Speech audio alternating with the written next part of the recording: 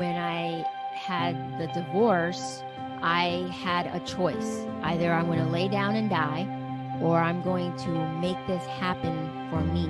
When I had the divorce, I was slowly losing the weight, but I wasn't healthy. I wasn't doing it healthy. My mindset wasn't there where I was thinking, I really love myself. Like I was still in that mindset of, I'm just going to lose weight, and I wasn't really working on my mind. And it wasn't until I had the divorce where I felt like I need to take care of myself because I need to be here for this child as long as I can.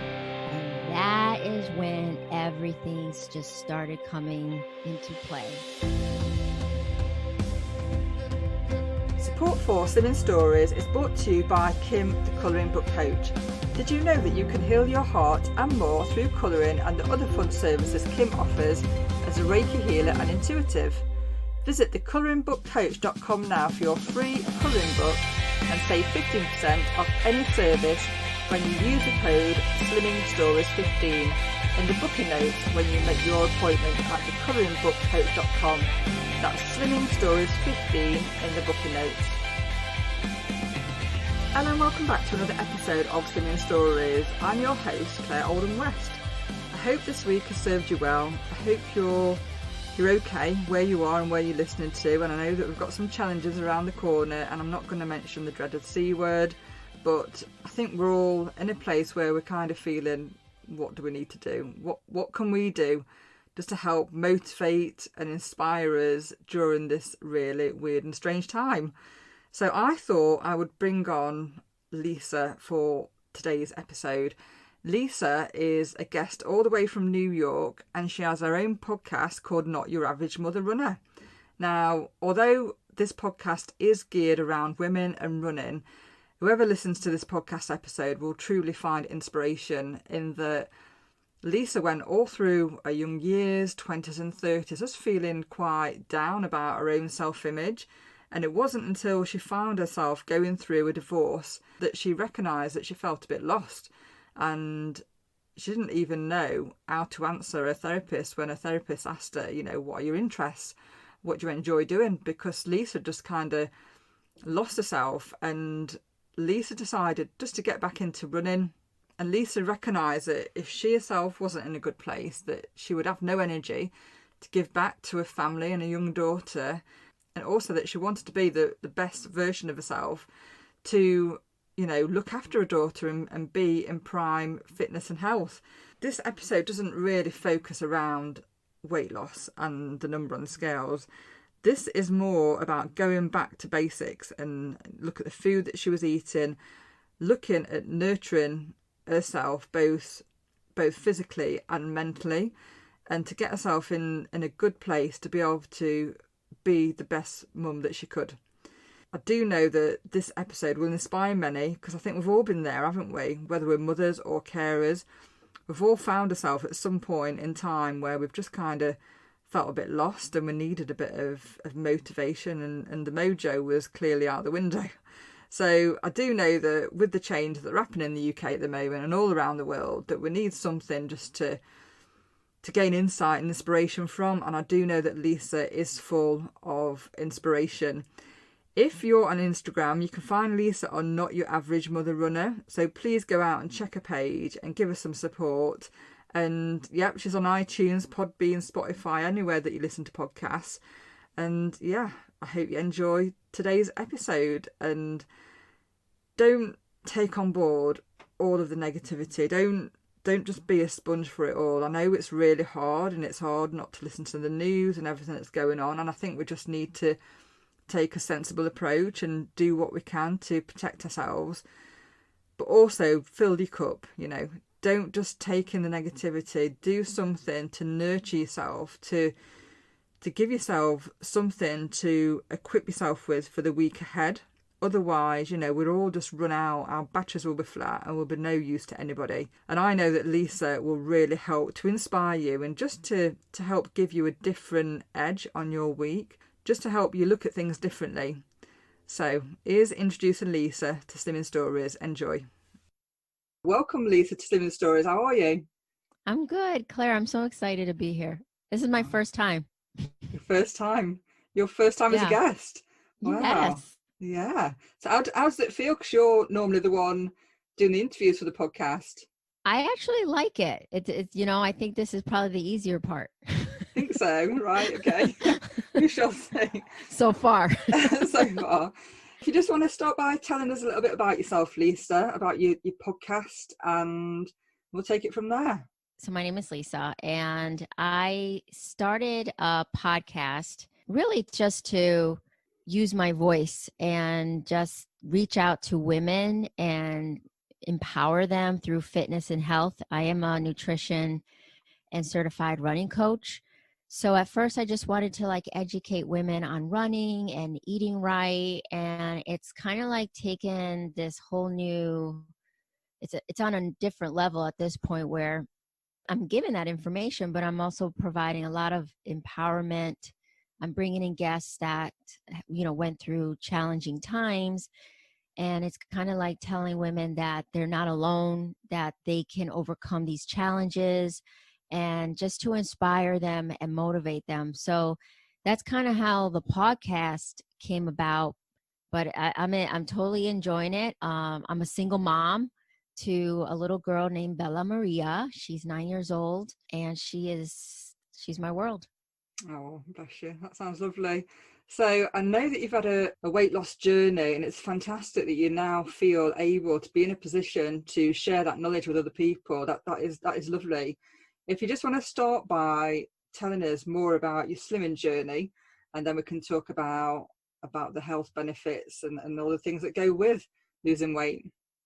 Yes. So I wasn't, when I grew up as a child, I wasn't a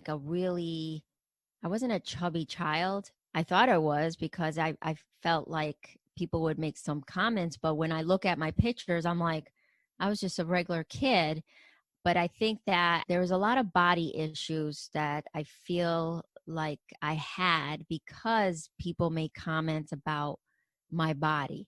Especially as a young girl, I grew up very fast. So I feel like I developed faster than the regular girl my age. So I had hips faster, I started having that womanly shape. And, I felt almost embarrassed because nobody else was growing like that. And, during high school, I still didn't feel like I loved my body. I was kind of like almost ashamed to really show it. I would wear baggy clothes. And again, looking back, I thought to myself, what was I thinking? I wasn't even fat. I wasn't overweight. I was just an average child. But I think in my head, I just had this image of me not being where I would want to be. I grew up in the 80s where the women were very thin and, Yes. And they had long, straight, beautiful hair. And here I was, shapely with kinky curly hair because I'm Spanish. So those are other issues I had to deal with besides, the body was just looking different, especially where I lived. It was a small town and not a lot of people looked like me. So I went to college and I lost a lot of weight because I'm very close to my mom, and I missed her tremendously, and I couldn't hardly eat. And then finally I acclimated to being in college, and I literally, they say you gain the freshman 15. I think I gained the freshman 30. It was like, I blew up, and my self-confidence, it was bad before, but wow, it was even worse because I was just bigger and I kept hiding behind the clothes. I tried things. I tried every crash diet because in my mind, I thought I needed to eat less and I needed to work out more. I thought that was the secret to losing weight. And I would go into these little crash fad diets like the grapefruit diet, the slim fast diet, name the diet. I say I did it. And of course I would lose maybe 5 pounds, but then I would go back to it again. It wasn't until maybe when I left college and I was in a job, and I remember looking down at my feet, and I couldn't see my feet. That's how big my stomach was. And I was like, oh my God, I'm not even 25, and I'm so overweight and I Mm. can't see my feet. And I remember somebody at my job said, oh, we have this thing called Weight Watchers, and we're all going to meet. It's during work time. And I'm like, well, what is this?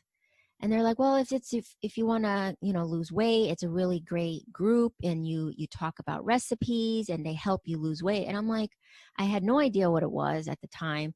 And I was like, you know what? I really want to do this. So I joined Weight Watchers, and oh my God, I lost a good amount of weight. It was teaching me points. There was a point system at the time. So it was just teaching me making healthier decisions. It wasn't necessarily teaching me about healthy eating, because I was still like looking at the points. So I was like, okay, I can only have this many points. So I'm only going to eat this many points. And I started losing a lot of weight, and then I started getting into running, and then I started losing even more weight. But I still did not love my body. I still didn't feel comfortable. I didn't have a lot of confidence in it. I still wore those baggy clothes. I was like swimming in them. Mm. And then I think that finally, I would say, even in my 30s, I'm going through the order, even in my 30s, I gained weight again. And I felt like, am I not learning? Am I not learning anything from this? I joined Weight Watchers again, lost the weight again. And then I thought to myself, okay, now what? I lost the weight. Yeah. Now, how do I maintain it? How do I do this? And that's the thing, isn't it? That we can go to these groups and we can lose the weight, and then we can stop going, and then the weight can come back on. And just to go back a bit about what you mentioned about in the 80s, everyone was skinny, and I remember that time quite well. So what images did you find yourself surrounded by in the 80s that made you feel so different? Well, do you remember Farrah Fawcett? I mean, she was like the icon in the Yeah. 80s. She was blonde, blue eyes, light skin, and Mm. skinny. And I'm like, that's not me. I have brown eyes, brown hair. I'm olive skin color. I'm darker skin, and I have hips. Yeah. I have thighs. My thighs. I remember thinking, why can't my thighs be that skinny? Why are they so big? Yeah. And I would compare my thighs to other girls, Mm. and I would I was just I was ashamed. I didn't like Mm. that my thighs were so thick. And at one point I used to wear a lot of skirts, because then you couldn't see Right. my thighs, right? Oh. And I even remember asking to wear a girdle. I mean, I was a kid, and I was like, Mom, do you have like one of Oh, those bless you. underwear that tucks everything in? And she's like, you don't need it. And I would steal them from her. She would have like these little, it wasn't like an underwear, it was kind of like a girdle type thing. And I would Yeah. steal them, because that was the only way I felt comfortable.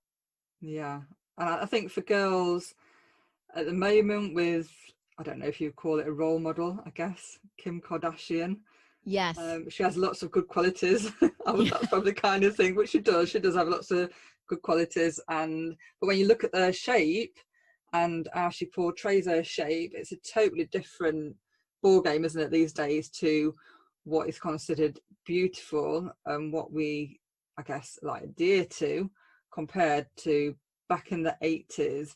So when you was at college and you was gaining this weight and the weight was coming off and then going back on, was you still in the same situation where at college, you mentioned that at home there wasn't many people that looked like you. Was that the same situation when you was at college studying? No, I mean, I felt like I found my community of women that looked like me, but I still felt frumpy. I mean, they looked like me. They had the same color skin, but they were skinnier than me. And then I would see how they would get attention from from men, they would get a lot of attention. No one asked me out on a date in college, so I would say to myself, in my mind, I thought, if only I would lose weight, then maybe I would get a date. Maybe I would get a date, and that's where I became just angry about it, because I thought, my God, I have to be I got to be skinny for me to get a date. Forget it. I don't want these boys. So, but I was still angry, because it's like, you're angry that you're like, I don't want them. But I'm like, why can't they look at me like they look at her? So even though I was in a community of women that looked like me, that were Spanish, and they had, curly hair, I still didn't feel comfortable. No. I still felt like an outsider. Yeah, and it's an important time, isn't it? You want to feel accepted. Mm-hmm. You want to grow, but you want to be seen. You want to, it's a time to be visible, isn't it? You want to be seen, and you felt that you wasn't getting that attention. So what action plan did you put into place at college? Did you just feel that, okay, it's not worth my time, the guys aren't worth my time, and I'll just leave it? What was the action plan?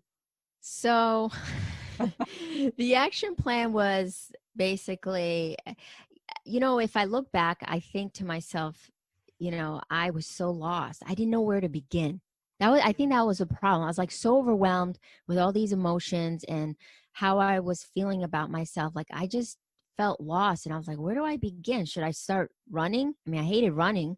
Should I start go on a crash diet? I just felt lost, and I think I was kind of like a hermit crab, where I was sociable. I hung out with all the, all the girls. We would go out. We'd still go out, but I never really put myself out there to show who I really was. And, I did have one boyfriend in college that took notice of me, and it, looking back, I think that at first I didn't even believe it. I was like, why me? Of all people, why me? And I still had such low self-esteem. Even after I had that boyfriend, I still, in my mind, didn't love myself. I didn't like the way my body was. I still was even ashamed of it. That, I didn't walk around with my bikini at the house. I still didn't want to have him see my body. I was so, conscious of my body, and that just in my head, the image of my body, what I thought it was, is just negative, just bad. So there was no plan. It was just like, well, I'm just going to stick to myself, and, I'm just going to get by and exist. I want to say that's what I did. I existed. I wasn't living. I didn't live it up like I should have. No. And, I got the boyfriend, but even that, it still did not feed what I needed to love myself. No. And, we look back at those times, don't we, in the old photographs, and I guess we could remember those feelings quite vividly. And when you look at the photographs, you kind of think, what the hell was I thinking? What was going through my mind that, I couldn't love myself at that point? It's just crazy, the stories that we choose to take on board like a backpack and carry them with us. So having left college and going into the real world, how did that feel? Still feeling kind of low with your self-esteem? Does it serve you well, or did you feel that it just dragged you down a little? Oh, it was bad. It got worse. The boyfriend, the relationship ended, and I gained even more weight. I was an emotional eater. I fed my feelings through food. So when I wasn't feeling happy or I was sad, I used food as medicine to comfort me. But it was bad because I got to the point where, in your 20s, everybody's dating, everyone's going out to the clubs, everyone's dancing. And although I did do those things, nobody reached out to me. No one asked me to dance. They would ask my girlfriends to dance, and no one asked me to dance. And I just accepted it. Like, I'm just going to be the girl that's just going to be hanging out. I would go into these clubs or go out with them thinking, I'm just here to have a good time. That's all. Yeah. I'm not Yeah. here to meet anybody, because in my mind, I'm like, I'm never going to meet anybody because they're not going to ask me to dance. So, my girlfriends would all have numbers back then when we didn't have cell phones. They would get all these numbers from guys. And I was just like, okay, just another night out. Oh, So, bless you. Oh, I can't imagine that, I mean, you're stunning. You're beautifully stunning that you would think these things of yourself. And often I'll see on Instagram is it face Friday, where they put like an older photograph of the bigger self, and then I still think, you can look at those photographs, you can look at those images, and to me, you can still recognize that person. That person is still beautiful, or, attractive or handsome. You still see that is that person, but we hold on them, we grab onto these negative feelings about ourselves. And beauty is not just in our body or what we see at face value. There's so much more to beauty. And obviously you had a group of friends and they could see that. From going to the clubs with your friends, how did your self-esteem develop as a lady in the 20s? Did you kind of feed it? Did you nurture your self-esteem? Did you take any self-care measures to kind of lift yourself up a little bit and walk taller? Claire, no, it was bad.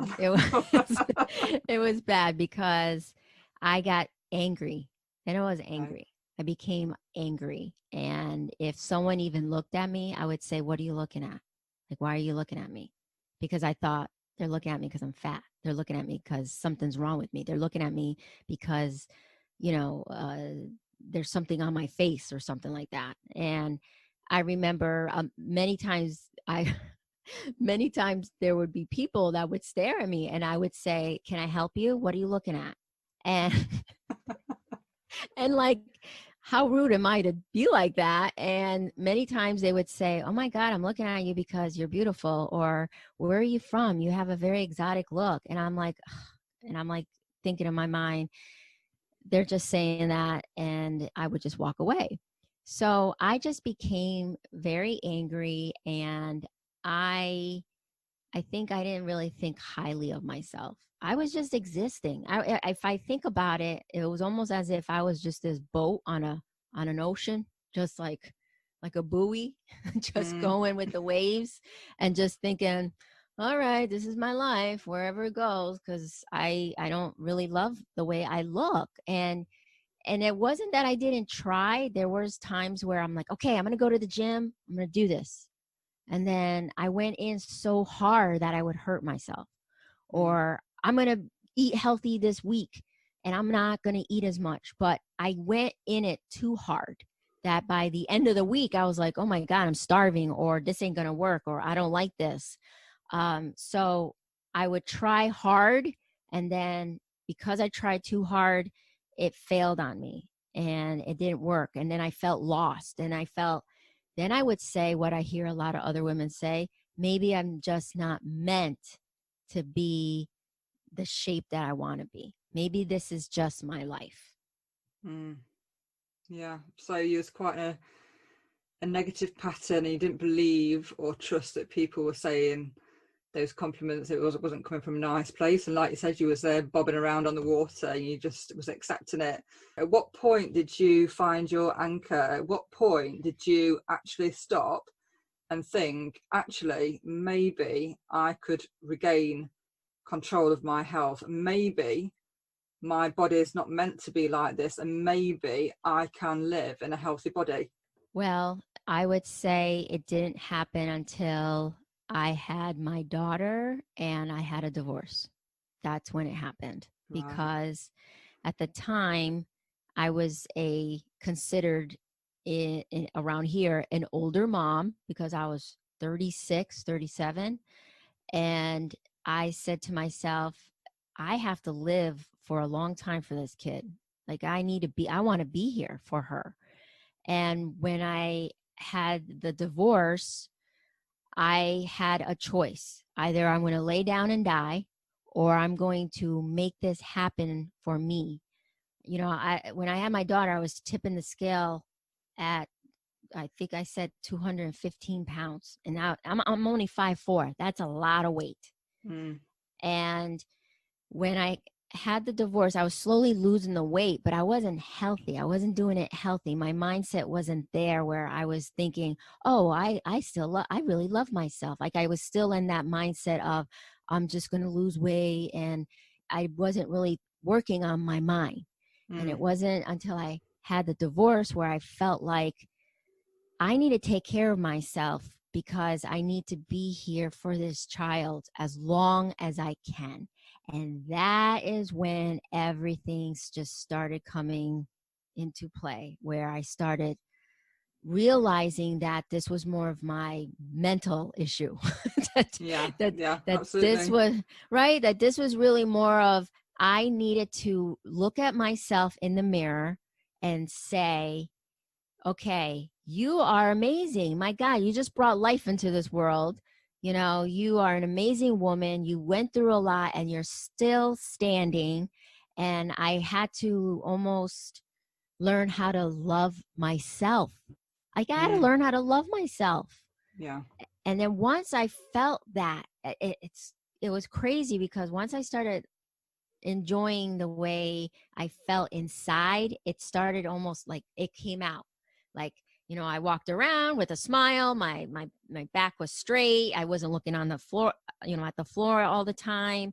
And I would even say, good morning. You know, I would even like talk to people. And, you know, if someone looked at me, I'd be like, you know, wave at them like, what are you looking at? You know, I was just like, you know, I felt like who I really was meant to be, like burst out like a star. Yeah. And when that happened, I learned, like I started really learning about foods, like what agreed with me. Because even the way I was eating before, I found out I had a gluten sensitivity. I didn't know that I had that. I had food allergies that I didn't even know I had, which can explain a lot of my bloat for the last 40 plus years.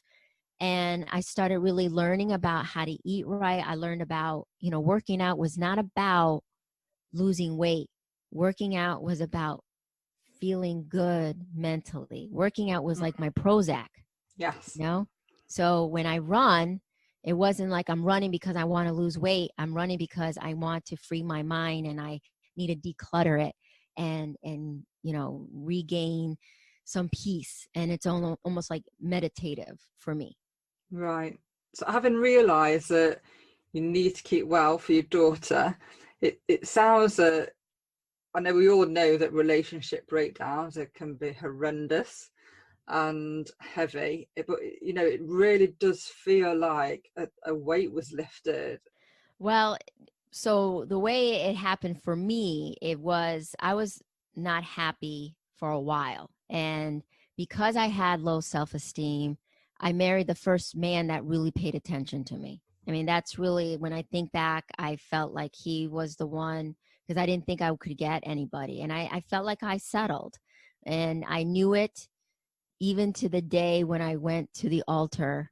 I was feeling like I shouldn't be doing this. But because I was in my late 30s or in my mid 30s, I had to do it. I felt pressure that I needed to be married because that's what everybody else does in their 30s. And I settled. And so even in that relationship, I wasn't happy. And to the point where I got really sick, where I couldn't eat and I had a lot of stomach issues. And I'm going to say the last 2 years of my marriage, it was all stomach issues, like constantly. Just constantly. And looking back, I realized that there is that mind gut connection, not feeling good about yourself, not feeling like you needed to be in this relationship. And I got sick. But when he left, because he left first, because I was afraid to leave, because I was afraid of what he would do or what he would react, because I had our daughter and I was almost staying because of our daughter. I didn't want her to grow up in a home where I was a single parent, because that's what I was thinking in my mind, that was a negative thing. So I stayed even though I was miserable, and he finally left me, which was a big pill to swallow, because I was like, oh, he left me? Wow. So, okay. You know, and my ego, it bruised my ego a bit. And then knowing that I failed at a relationship, I had to go through a lot of therapy to find who I was, because it was such an emotionally abusive relationship. I lost who I was.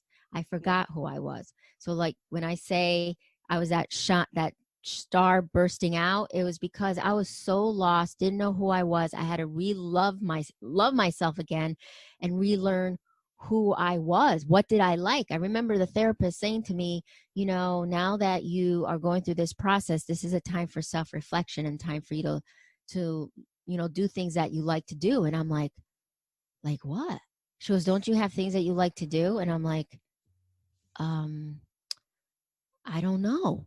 Like I was so lost. So detached. Right. And and the only thing I went to was running, because I was like, okay, I did it before and I enjoyed it. And that was my go-to. And running honestly saved me, because it was my therapy outside of therapy. Yeah, absolutely. Yeah. So that's kind of how that all happened, where, the end of the relationship is it's what gave me the time to do that self-reflection and to really learn what I needed to learn to love myself. That's it. And I think when you've been in an emotionally abusive relationship, like a codependent relationship, it's heavy, isn't it? And it's almost like, and I don't know if you can relate to this, but when you get up in the morning, you can't just get up in the morning and feel what you're feeling.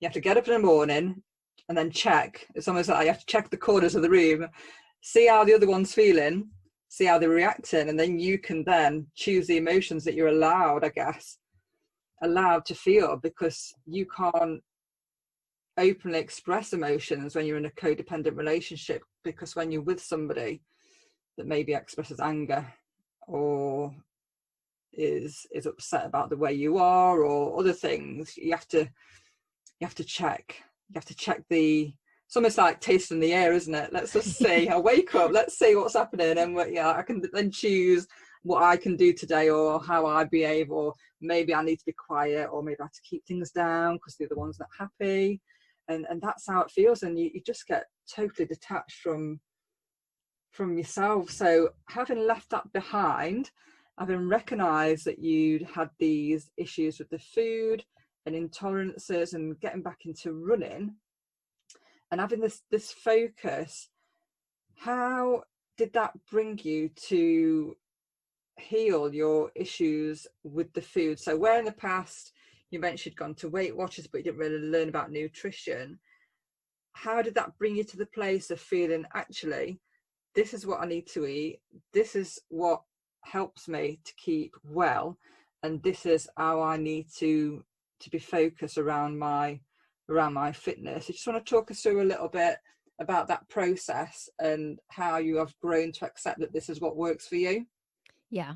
So I think that it came down to being open to new things, because I think that you go into this journey and say, I want to lose weight. But you go into it saying, I want to lose weight, but I want to do it the way I want to do it. And I wasn't open to doing it differently. I was stubborn in my mind. I wanted it quick. I wanted it to happen quickly. And I wasn't open to different types of food or different things, or I wouldn't believe that that was what I needed to do.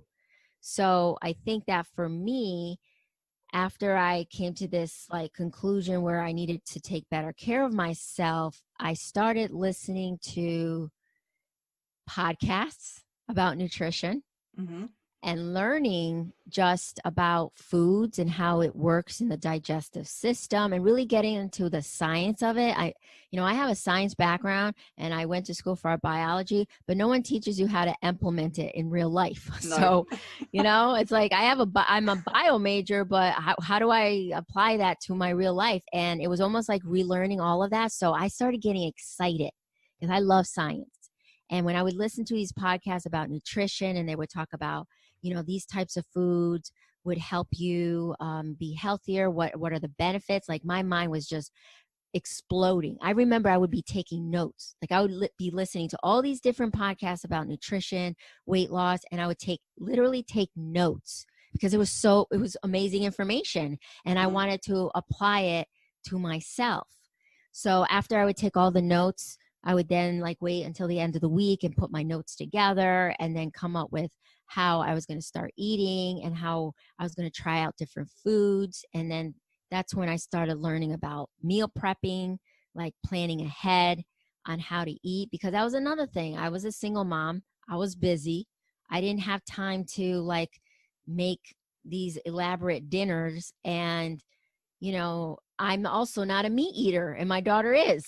So, you know, I had to plan everything. And once I realized that this can happen for me and I can plan it and I just had to take those little baby steps and I had to be open to it, then, you know, it was like a snowball effect. But it literally started with reading about it, listening to podcasts, watching shows on Netflix about nutrition.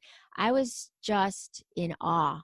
And it was like this awakening because then I realized, oh my God, I've been doing it wrong this whole time. Oh my God, I thought if you worked out really hard, that was the answer. And here it was, the answer wasn't the working out. The answer was the food, the eating, the food.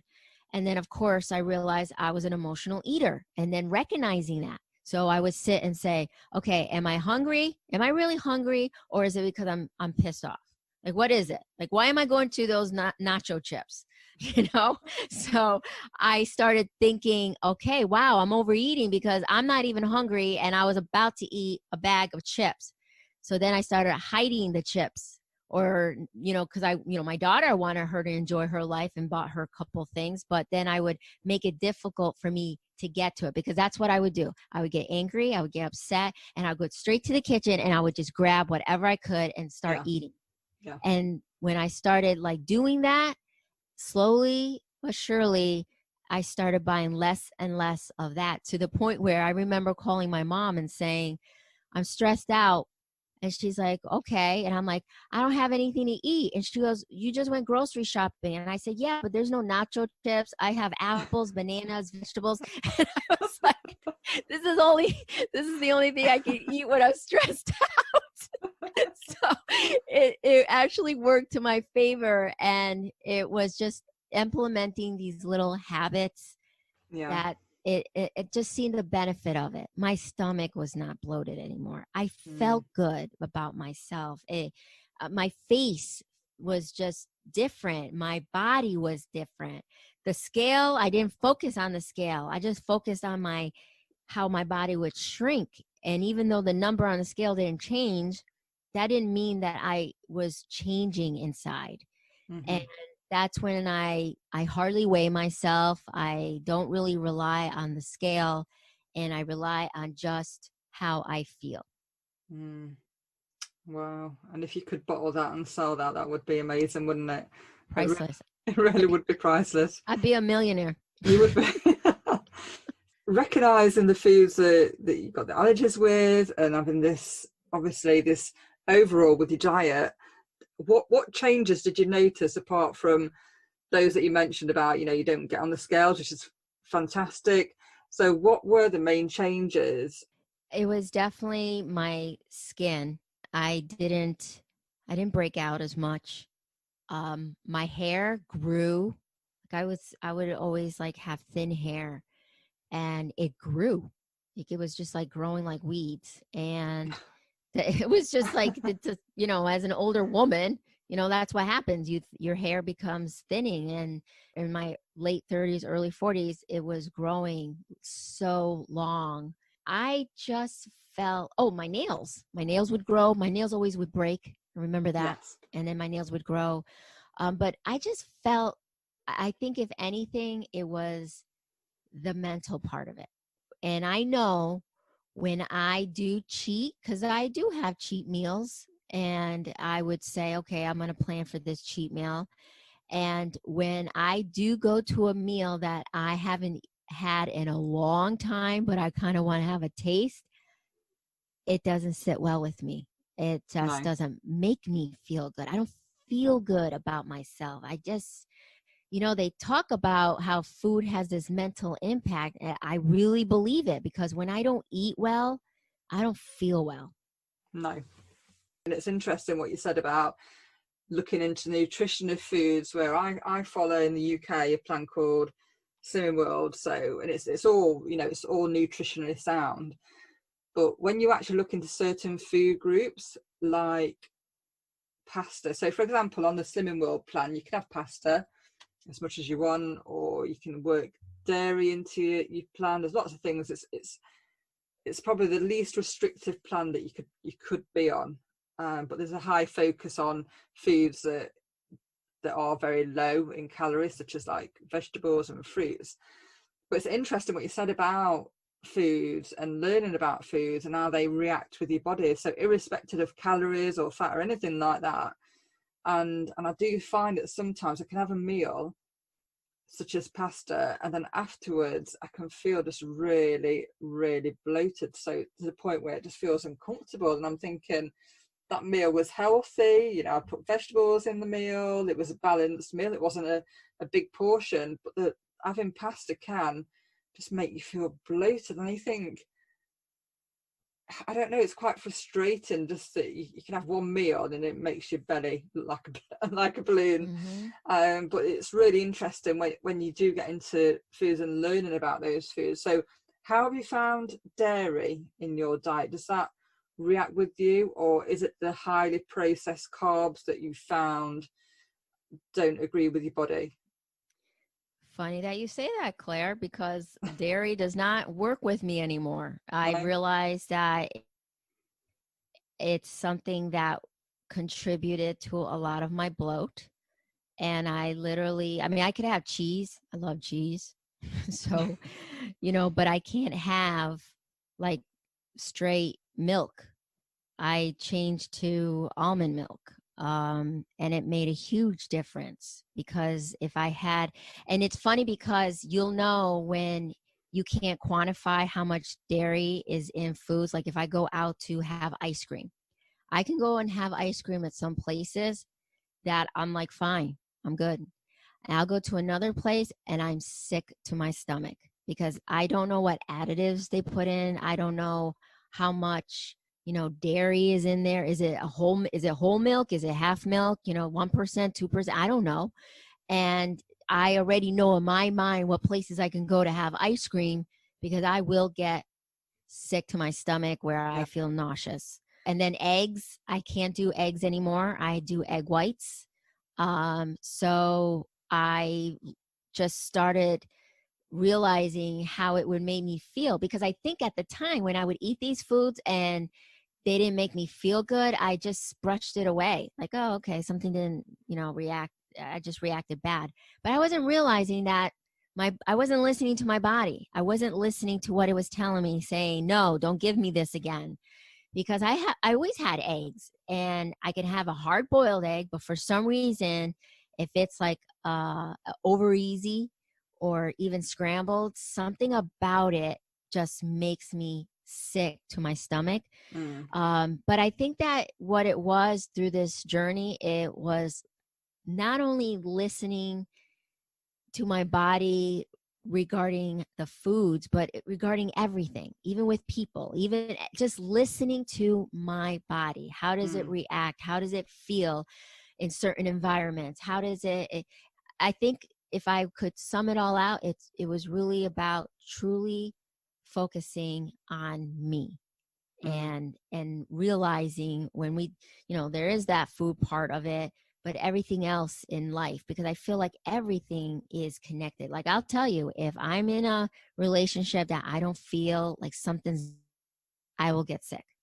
I could feel it in my stomach. I would get nauseous. And when I start feeling that, when I feel that first, moment in my stomach, I said, okay, this is not good for me. I must step back. I need to reevaluate this. So I do it it started with food, but then I slowly implemented with everything in my life. Definitely. They talk about, don't they, the gut reaction and trust your gut. And people will say, I'm not spiritual, I'm not religious, but then, you know, they'll trust the gut and the gut feeling. And there's a lot to be said for trusting your gut and just your own intuition and being guided with that and making those right choices, and having left a relationship that wasn't fruitful, then you have to relearn these things and learn to kind of trust yourself again, don't you? And that's Mm-hmm. all come with self-love. Now, being a lady who's a single parent and you're working, you're a busy lady, I'm going to ask you the question I asked Ruth on my live call last night, regarding self-care. And if you just want to list the top reasons you neglect taking self-care for yourself at the moment. Well, I remember that when I was going through therapy, going through the divorce and trying to relearn to love myself again, I remember, the therapist saying how I had to start learning to take care of myself and do things for me. And I looked at her like, what the heck are you talking about? I'm a mom. Are you kidding me? I got to take care of this baby. I got to take care of this little girl. And she said to me, you're no good to her if you're not good with yourself. And when she said that, I was like, oh, wow, that is so true. So for me, running is my thing. Running, working out is, I don't look at working out and running as a to lose weight. I look at it as that is my self-care, because I know my mom will say, oh, you're running too much, you're doing no, late. This is my self-care, this is what I need. And I already have it in my mind the days that I'm going to run. Now, if I don't run and I don't work out, my daughter will tell me, you're in a bad mood. She'll say, you're in a bad mood, something's wrong. I'll feel it all day that I'm just off. That is so important. But there's times where I just have to sacrifice it for a day, but that is it. I will sacrifice it for the day, but the next day I'm back on it. I cannot do it for longer than that, because if I do that, then I'm not going to be a good parent and I'm not going to be a good mother to my daughter. And I do it because I want to be a good parent. I want to be a good mom. I want to be a good person to myself. So I have to give that to myself, that time, because then I can give fully to her. I can give her all the wonderful gifts that I have to give to her, because I feel amazing. She'll see it. The minute I come from a run, my face is just glowing. I feel like I'm on top of the world. And I'm like, hey, honey, what do you want to do today? And she knows that I'm just bursting. Now, if I don't do that, it's not good. No.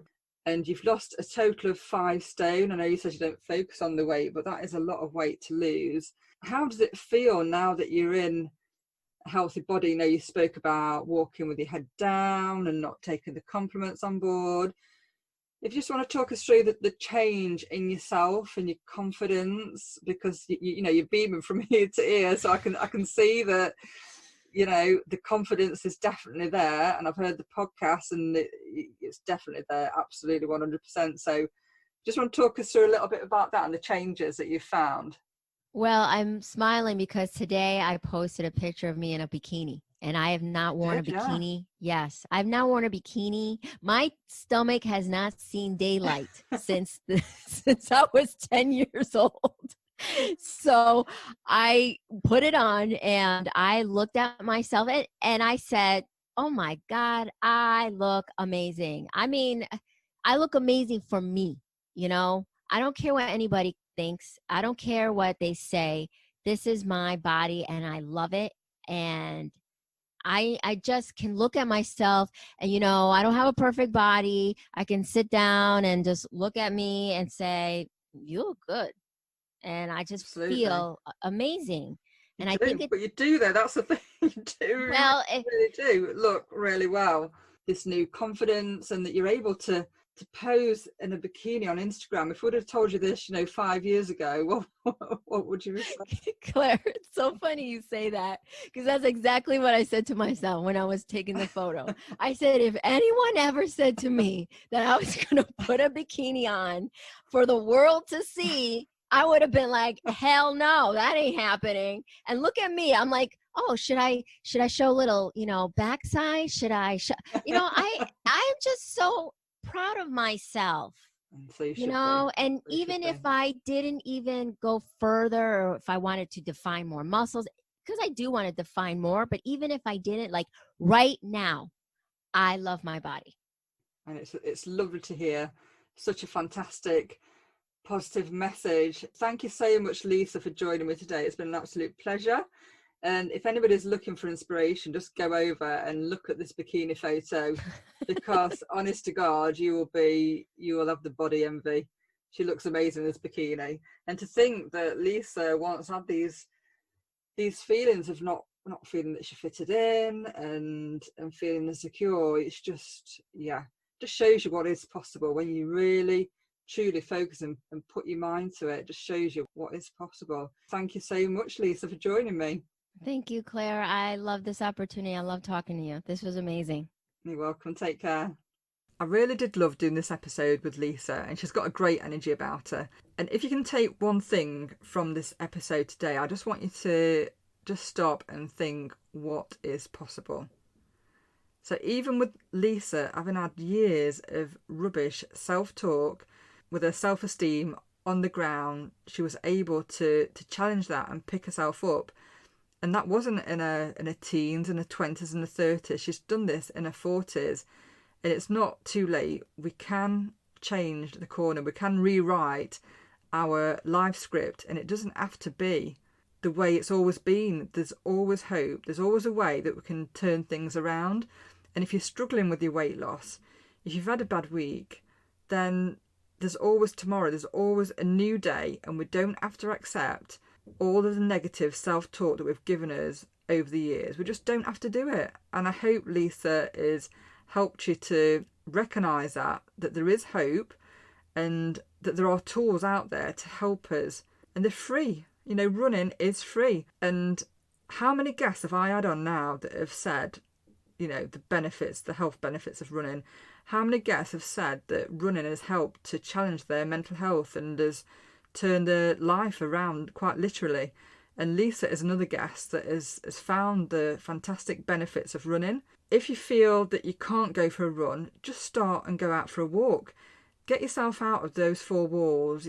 Don't feel that this dreaded COVID is the prime time to be sat watching Netflix and Sky and all those crap things that we just use to nurture ourselves, when Netflix is great, it's a great escapism, and TV is fantastic, but we need to be moving.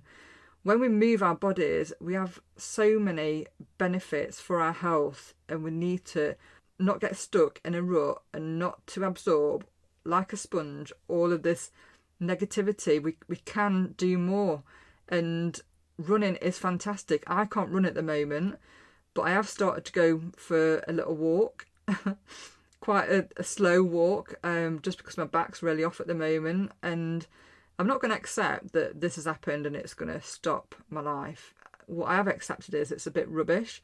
I'm feeling, pained by it, but it's not going to, put a full stop into 2020. It's just happened and I need to accept it.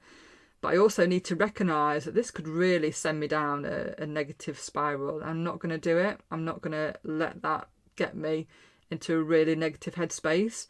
So this week I've rejoined Slimming World.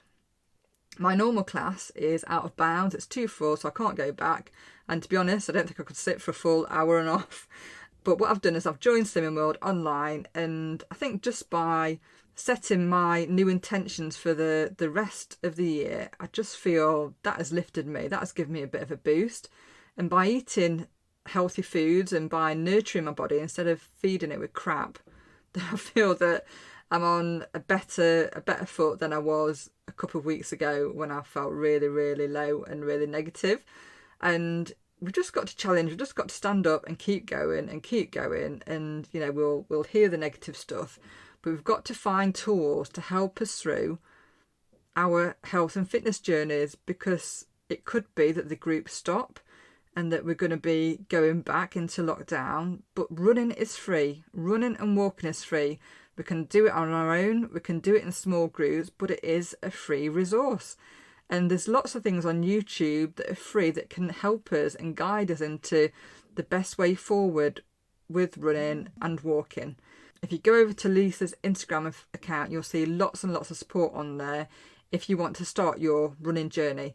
So if this is something that you've thought, actually, I've really wanted to start running, but I've not really taken the action, I hope that today's episode has given you that bit of a boost to do just that. So until next time, you take care, have a great week, and thank you so much for the support that you've given me on a constant. I've had some lovely feedback this week, and I really do appreciate the time that you've taken to send me these DMs. It really does mean a lot. Until next time, you take care, and thanks so much for joining me for another episode of Slimming Stories.